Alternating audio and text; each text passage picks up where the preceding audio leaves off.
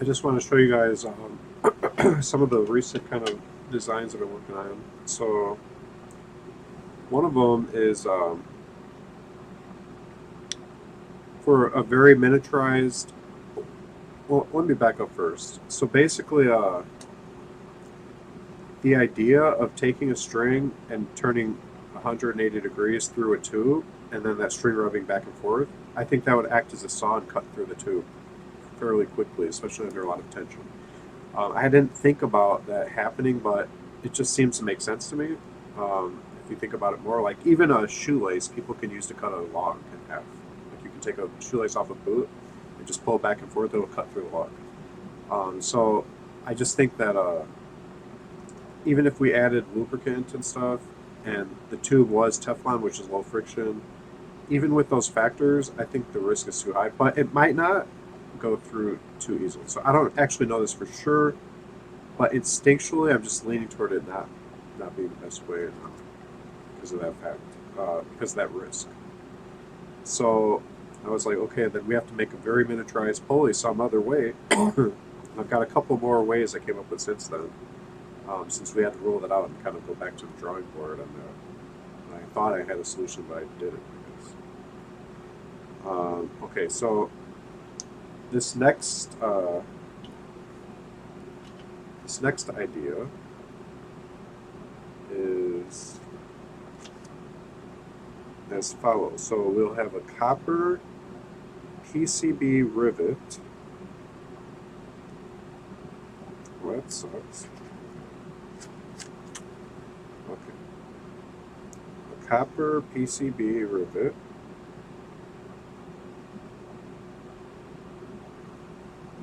And then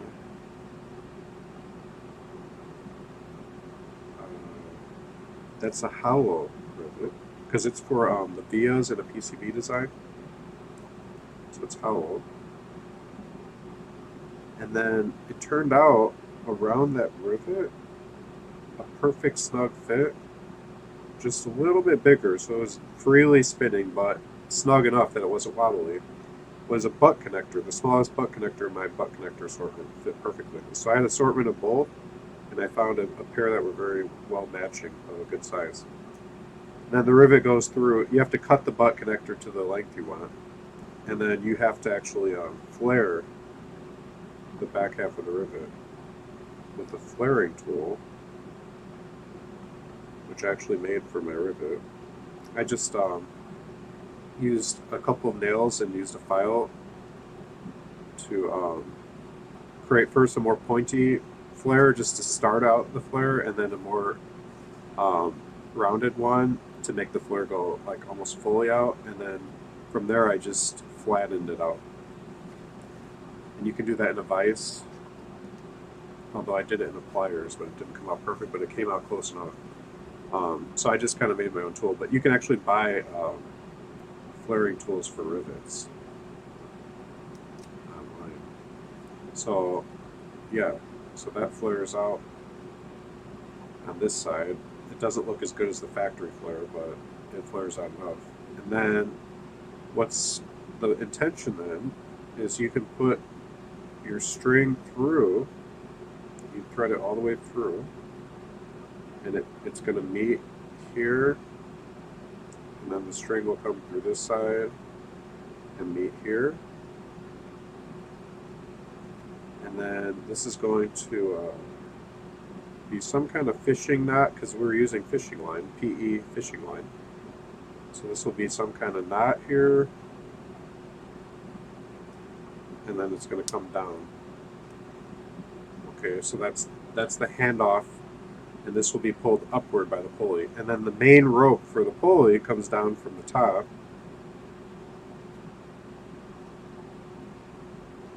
And it wraps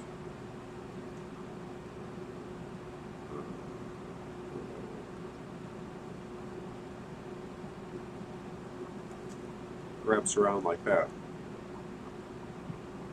And because the flares of the rivet do jut out a little bit, this is going to travel left and right. It'll bump into that flare and not come off. But more importantly, the bottom of the string here will hit this string, which is pulled taut, and not be able to jump off the pulley.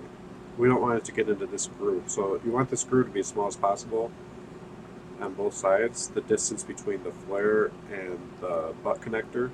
It's a copper butt connector, bare copper butt connector. It's just a copper cylinder. And then this is a hollow PCB rivet. And the two work perfect together. And I'll actually show you guys this part, how it looks.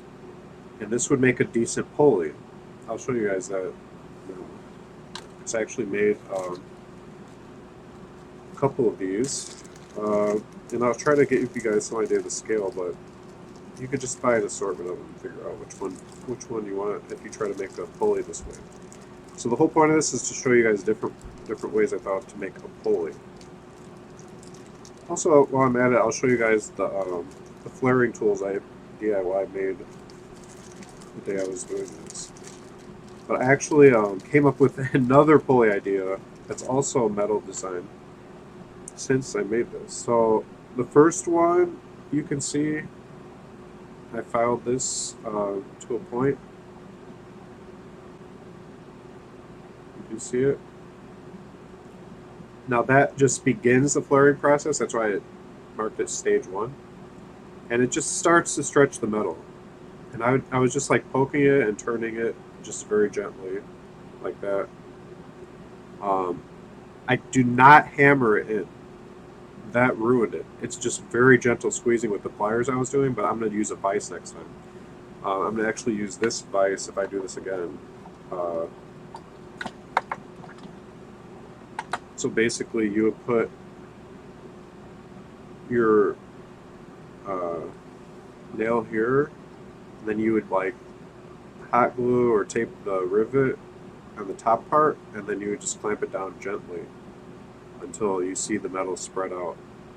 And then you back it off, you turn the nail a little bit, and then you come down again.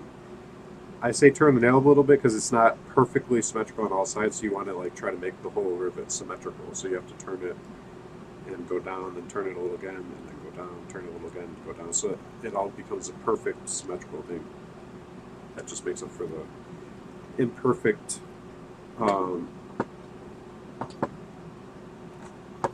like uniformity of this taper that I made with a file and sandpaper. So that's my stage 1, and that's how I'm going to do it with the vise. I did it with just plain pliers the first time. It worked, but it wasn't perfect because the pliers kind of are open a little bit too much rather than coming down flat at a perfect angle like this. So that caused one side of the rivet to like bend off. So I didn't like that. And then here's the stage 2 nail I made. You can see it's designed to open up the rivet. You can see where it's like a taper, and then it just becomes like a cylinder after that. So the tapered part is the key. That's the part that actually enters the rivet. Cylinders are open. So that's the shape I went for. And it worked perfect. I was able to flare a rivet. Now here's the cool part. I'm going to show you guys the raw material. So I was looking at these butt connectors and these rivets, these little PCB rivets. They're hollow PCB rivets.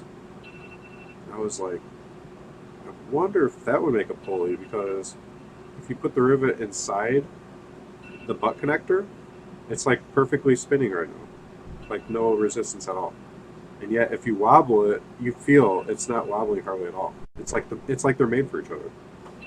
And so I was like, if I could just cut this to like this length, and then if I could just flare the other end of this little rivet, then it would capture the little piece of tubing after it's flared in. So like you cut it, you'd apply it, and then you'd flare it, and then this would be captured inside, and that would make what I drew here, this little pulley. Now this is going to work great, and this string cannot escape, nor can this string, which is threaded through it. And also the flare looks a little sharp on the edge, like that could harm this rope, but I didn't think it would because it actually curls down and then like up again when you flare it. It doesn't stick out like a knife edge. It actually bends. It actually like when I was doing the flattening step, it actually curled in like that. It's like the kind of jagged and sharp edge actually bent inward that way. But then that could threaten this if this works its way over. So after I was done flaring it, I actually just took a nail file and I like went like this, pushing it toward that rivet to smooth out that. But even beyond that, you could apply just around the edge of the flared side. You could apply like a little bit of like nail paint. So that's like a lacquer paint, and that would just create like more of a rounded edge. So there's no sharp metal that could harm one of the ropes over time. And again, just to review, this string is a 130-pound test PE fishing line braided, and it's 0.63 millimeters in diameter. And same for this string. All my string will be that way for the fingers and for most of the stuff in the robot until we get into bigger motors that are pulling a lot more weight. Then we'll go into higher tests. I have a 300-pound test. I have a 500-pound test. And you can also possibly muscles bigger than 500-pound pull. I'm going to have more than one motor assigned to it. Like the quadriceps will have quad motors. It'll have 4 motors for the extension of the leg. And so each motor will be like 500-pound test string for a total test of 2,000-pound test. Because each motor will do 500 pounds of test on it. And I don't know how strong the motors will be. I hope they'll be super strong, but there's some testing involved and some guesswork involved. I don't know for 100%. Okay, so that's one design, and this would work. But here's one downside I thought of for it. It's not like, oh, and you can also grease this. Like you could squeeze some grease or grease the inside of the butt connector before you put it in and apply the rivet. Or you could like try to hope the grease works its way in just by applying like a blob on either side. And then as this just being used, it just work its way through it, theoretically, through capillary action or whatever it's called. So that's one way. But even with it greased, you're still talking about like decent amount of rubbing of metal on metal, which is kind of okay, but it could make a little bit of noise, perhaps, under tension, maybe. I'm not sure. But I think it'd be pretty quiet compared to like gears, I think. I'm not 100% sure on that. I'm relatively sure this would be fairly silent. However, it's not as good as bearings. A pulley that involves bearings would be better, I think. Because bearings with the little balls are like super smooth, super quiet in theory. Although rollerblades tend to be kind of loud, but I'm not sure if that's like because they don't. That could just be because they're rolling on the ground. Like if you just spin the rollerblades without being on the ground, I don't think they're loud then. It's like that's the sound of the asphalt on the wheels as you roll. I don't think the bearings themselves make loud noise. That's my guess, but I'm not positive on that. I'm pretty sure. So then the next idea, which, I thought like this is the big upgrade, this is the game changer, this will work. And you can scale these up to bigger rivets and bigger butt connectors through time. And it's very simple. It's just one cut and one flare, and you're done. Tie your knot. I mean, that seems super easy, and this can be. You guys saw how small that was. I mean, we're talking about like this being like 3 millimeters long, 1.5 millimeters wide, or 2 millimeters wide, and 2 millimeters thick. That's really small, which is good because we're going to have 300 pulleys just in the forearm of the robot. And these pulley systems form my Archimedes compact pulley system, which I have other videos about. And that down gears, the pulleys down gear the motors instead of down gearing by way of gears. We're down gearing by way of pulleys to cut down on noise. And I think pulleys might even be more efficient than gears as far as like lower backlash or lower, definitely lower chatter. When I was playing with the gear train on my hobby motor, it was kind of hard to turn it.